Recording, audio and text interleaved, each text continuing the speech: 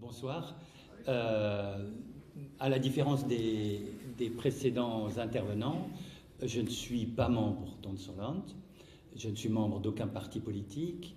J'ai été un électeur traditionnel de écolo ou PS, de gauche. J'avoue qu'avant tous ces événements, je regardais le parti Unserland, ces histoires de drapeaux alsaciens, avec une certaine distance. Bien que je me sente alsacien, j'ai pas mal écrit de théâtre en alsacien. Le dernier livre que j'ai écrit s'appelle Ich bin Besi Freu, qui n'a rien à voir avec la politique. Je vous le dis tout de suite, mais pour vous dire, j'ai une inscription vraiment dans la région, dans son histoire. J'ai fait du théâtre alsacien. Voilà, je me sens alsacien, mais je ne me suis jamais senti attiré par quelque chose qui ressemble à un parti autonomiste ou... Je me sentais bien comme Européen, Français, Alsacien dans une région Alsace, en me disant qu'après tout, le régionalisme allait quand même se développer malgré tout dans ce pays jacobin, et je me trouvais assez bien dans cette affaire-là.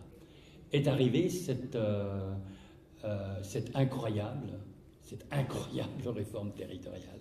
Vous voyez, c'est un truc complètement dingue.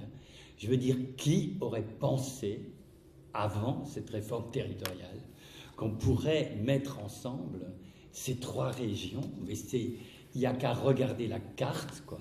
C'est une aberration vraiment, franchement, incroyable que ce truc-là.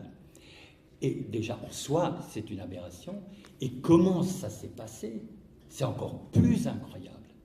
On voit toujours le côté un peu alsacien, mais vous savez que le président de Champagne-Ardenne, j'ai oublié son nom, il n'est pas du Parti socialiste, mais il est apparenté à la gauche.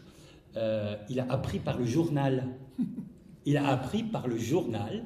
Il a raconté ça quelque part, hein, le journal de Reims, c'est la République de Reims, je crois que ça s'appelle, oui. Par le journal, que sa région allait être rattachée à la Lorraine et à l'Alsace, quoi. Et c'est comme ça que tout s'est passé d'une manière absolument invraisemblable. Comment est-ce qu'on peut, dans une démocratie moderne, imaginer que les choses se déroulent de cette manière?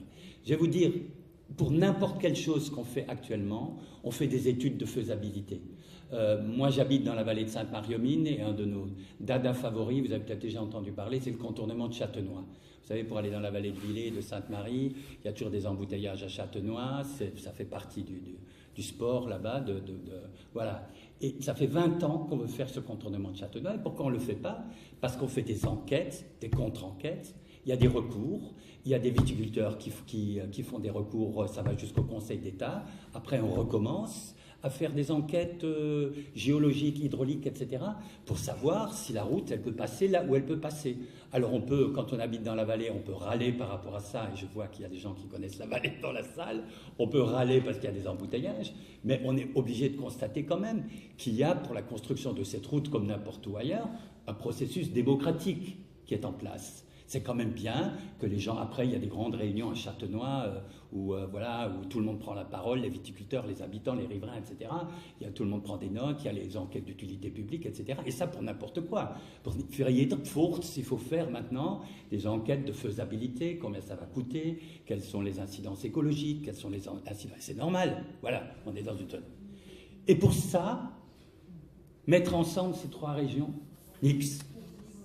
Un jour, vous ouvrez le journal et vous apprenez que d'un coup, vous faites partie d'une région. Déjà, à ce niveau-là, d'un fonctionnement tout bête et tout concret de la démocratie par rapport à comment les choses se passent comme ça dans notre pays de manière générale, c'est absolument invraisemblable. C'est absolument invraisemblable. Alors, vous en avez qui vous disent oui, de toute façon, en France, quand on veut faire quelque chose, personne n'est jamais d'accord, tout le monde se tape toujours dessus, il faut imposer les trucs. Mais ça ne tient pas chez nous, puisque personne n'était d'accord avec ça. Personne. Vous le savez que même les parlementaires socialistes se sont courageusement abstenus. Ils n'ont pas voté contre. Vous ne trouvez pas un élu de la région qui a dit il faut faire ça. Pas un seul. Mais malgré ça, eh bien, ça a été imposé. Le Sénat, vous le savez, a mis son bémol. Le Sénat, qui normalement représente les collectivités territoriales, hein, c'est la Rolls-Royce de la République. Je ne sais pas qui disait ça l'autre jour, mais c'est une belle expression, mais il ne sert à rien. Il représente les territoires, il dit qu'il n'est pas d'accord avec cette carte, mais on s'en fiche. C'est le Parlement qui a le dernier mot. Alors moi j'interviens dans cette affaire-là, si vous voulez, plus en tant que chacun peut avoir sa manière de s'opposer à ce découpage, à cette réforme et à demander à revenir à la carte antérieure. Mais moi j'y viens finalement plus en tant que citoyen français.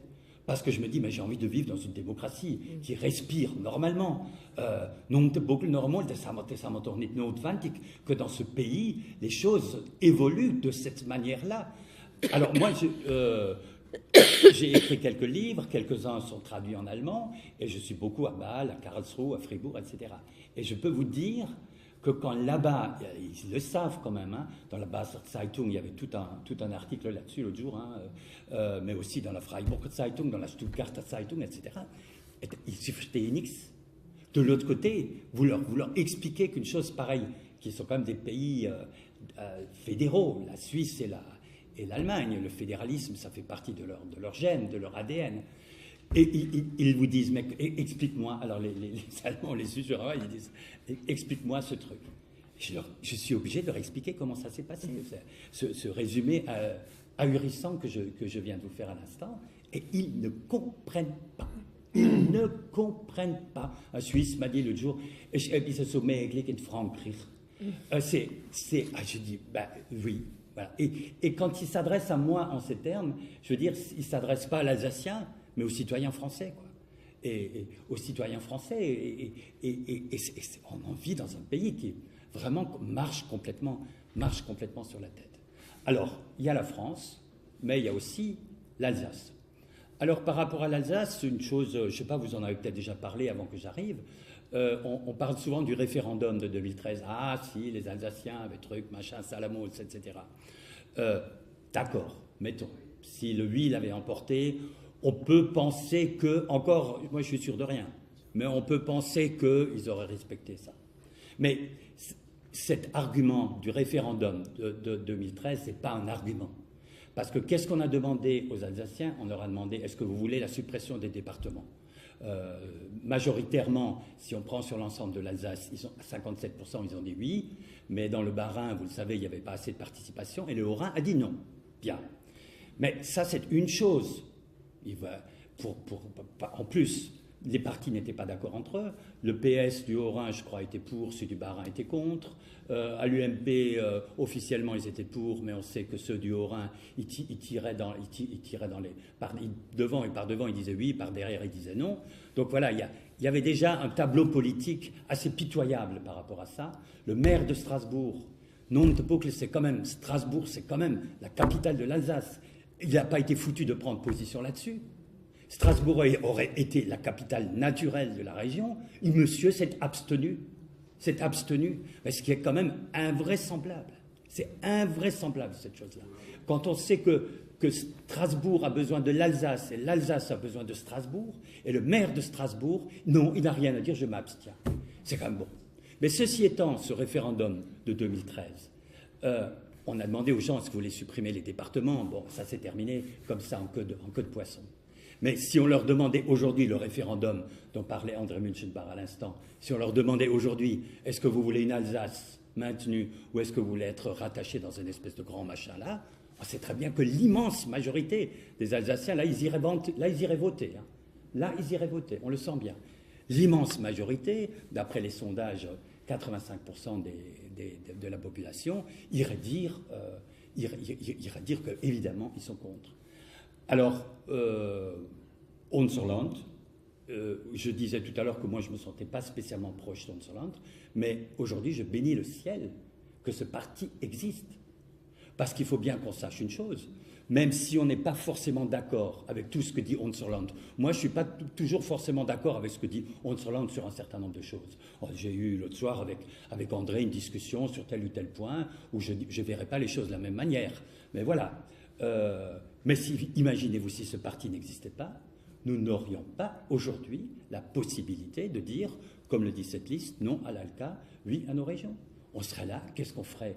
Nous tous, enfin, je pense que la plupart des gens qui sont ici sont d'accord avec les propos qui sont tenus ici. Qu'est-ce qu'on ferait dimanche ? On serait bien embêtés. on serait bien embêté. On serait obligé d'accepter et de dire là, si jetzt soll das so, was wollen, etc. Si jetzt soll das so, ce qu'on dit, comme on dit si souvent en Alsace, subir le machin, quoi. Et je crois que qu'on soit plus ou moins proche de ce parti, qu'on ait des réticences sur certaines choses, etc. Tout ceci n'empêche qu'il faut qu'on se félicite qu'il existe et qu'on les félicite du travail qu'ils font, parce que c'est un travail qu'ils font vraiment au service de la démocratie. En plus, je dois dire que je ne les connais pas bien. Moi, c'est la troisième fois que vous me demandez